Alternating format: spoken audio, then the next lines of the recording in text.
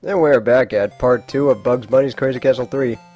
Here we're taking on some more garden levels. And right here you're introduced to platforms that break off once you step over them.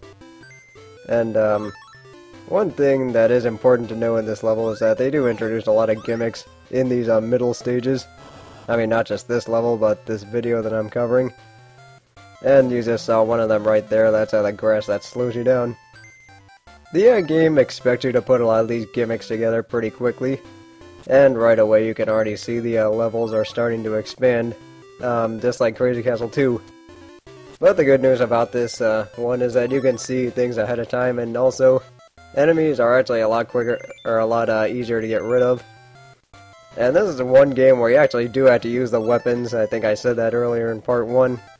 Because it is pretty easy for enemies to sneak up on you and get the drop on you, especially since the enemies do move a lot faster, or at least Daffy does. And that was something I actually wanted to get in on the last part, but I guess I just ran out of time. But instead, one thing I wanted to say was that since the enemies do move in much more predictable patterns, they are harder to manipulate. But they actually are much easier to predict, so it's kind of offsetting trade-off. Well, it's really up to you to decide which one you'd rather have. I mean, personally, I just like manipulating enemies better. I don't really know why, I guess I'm just old-fashioned like that. But like I said before, I have no nostalgic connection to this game or Crazy Castle 4. But instead, I'll actually get into how I got into the Crazy Castle series when I get to Crazy Castle 4, because I'm going to need a lot to talk about because that game is really long. But right here what you're seeing is me collecting another carrot. I think for every 5 carrots you get an extra life. So at least lives are pretty easy to come by in this game. But it is also pretty easy to lose a lot of lives really quickly. So that's something you do also have to keep in mind, is that while the game does look kinda easy, and it can be in certain parts, there are also some parts where you're just gonna end up burning through some lives because of one mistake you made. And right here all I need to do is just get to the warp and finish the level. And right here I am having a brain cramp and can't remember which pipe goes to the warp. And it turned out I just pause and look around. That's a good thing about having that pause function. It really does make things a lot easier. So let's just finish this off.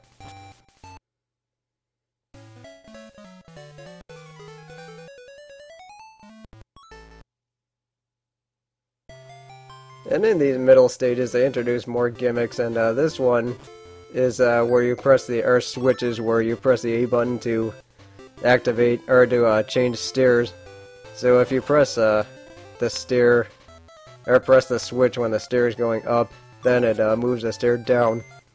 And you'll see what I'm talking about pretty soon. Right now I just need to get around Elmer Fudd. And this is what I meant by predictable patterns. He won't turn around until he ends up going all the way to the edge where he has to turn around.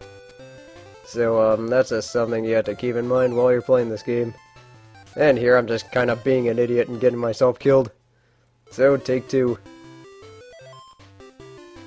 At least in this game, it is pretty quick, unlike Crazy Castle 2, where if you end up dying, it is kind of a drag to have to play through the entire thing over again. At least in this game, it goes by quicker.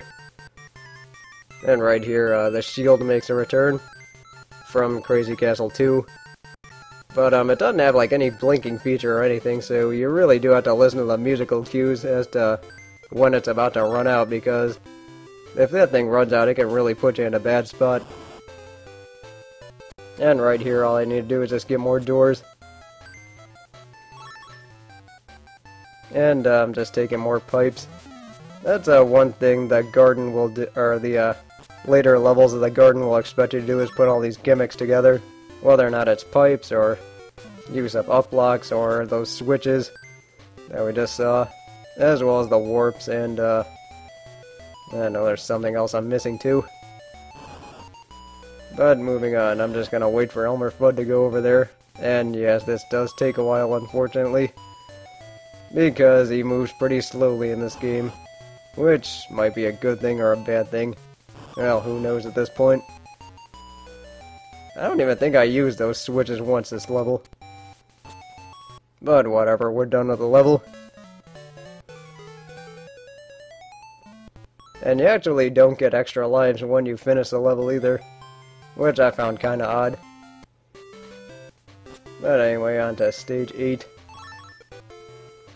This is where the hammer and the pickaxe from the second game make a return.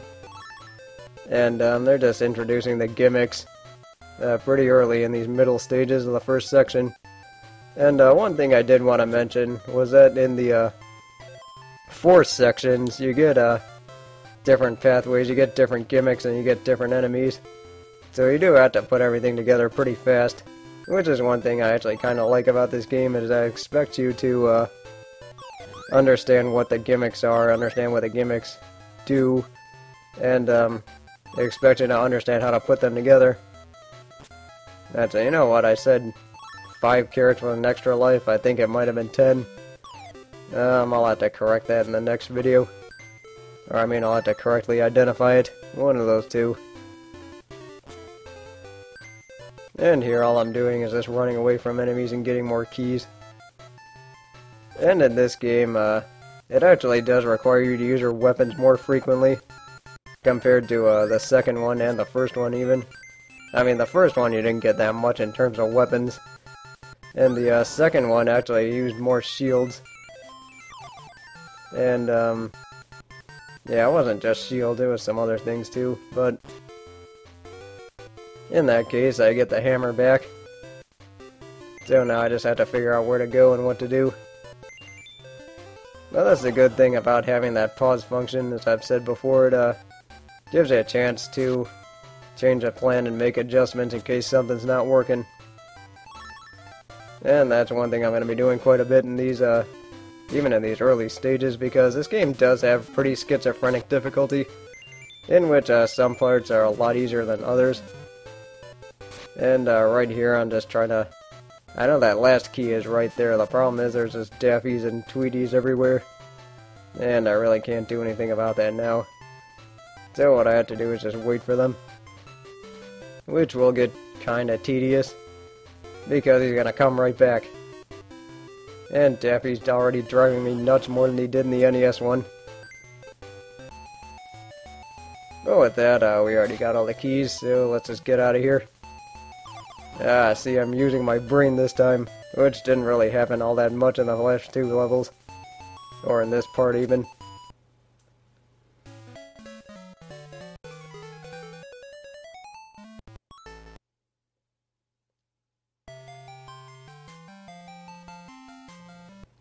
And in stage 9, you're reintroduced to the vines, and the vines are a lot like the ropes in Crazy Castle 2, where you just had to climb across them.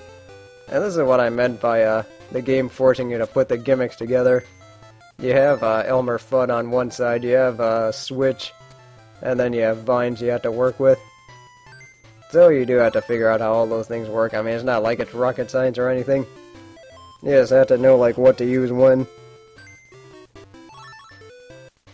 But I mean, there are other much more complex games like Lemmings or something that let you figure out those things and put them together.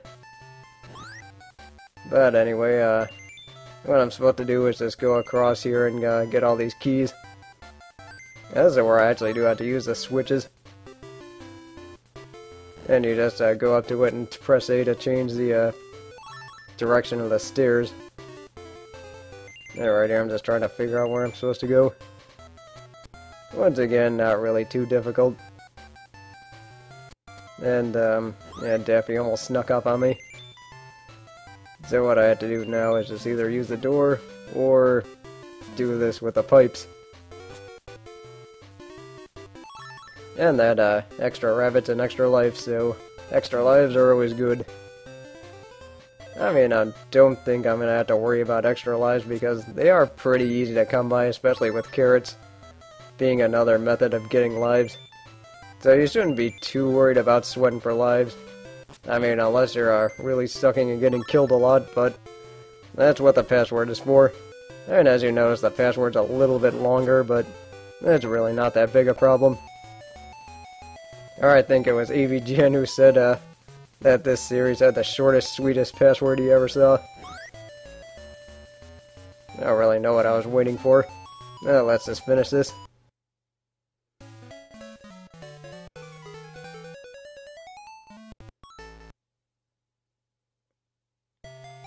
And now for the last level for today. And this one features more conveyor belts, and depending on where it goes, you either go smooth, faster or slower. I mean, everybody who's played a game knows what a conveyor belt does. Excuse me. And I mean, at least conveyor belts weren't that big of a pain. I mean, they were a much bigger pain in Gremlins than they were in this game. But you will see many more conveyor belts as this game goes on. But either way, what I'm going to need to do here is I'm going to need... Actually, wait, I'm going to darn break this for some reason. Not really sure why. But like I said, I did play this kind of foolishly. So I had to just find another way around. Which involves killing Tweety. Nothing wrong with killing Tweety. And let's see, I'm kind of stuck here because I had to get that door and I had to wait for Sylvester and Daffy. I mean, why did I say Sylvester? I meant to say Elmer, Fudd, and Daffy. And, yeah, the hammer and the pickaxe make a return, but they do have a little feature on the screen that lets you see if you've collected either one. And as you can see, the hammer's bolded, which means I have it, so I can break those blocks with the round, or I guess with circles on them, compared to the lines, which you need the pickaxe for. And the pickaxe is right there. The good news is the game doesn't punish you too badly for screwing up or taking wrong routes. Which, I'll admit, I'm extremely rusty in this game because I haven't played it in a while. And like I said before, I'm not as hardcore a fan of this one and the fourth one as I am the first and second one. So I'll have to at least get good at it on the fly. Unlike Crazy Castle 2, which I was actually good at for a while. So with that, I'm just cleaning out the rest of the doors. And let's see, I should be finished soon. I have just more carrots. I just might as well kill Daffy for fun. But with that, I will see you at part 3 tomorrow.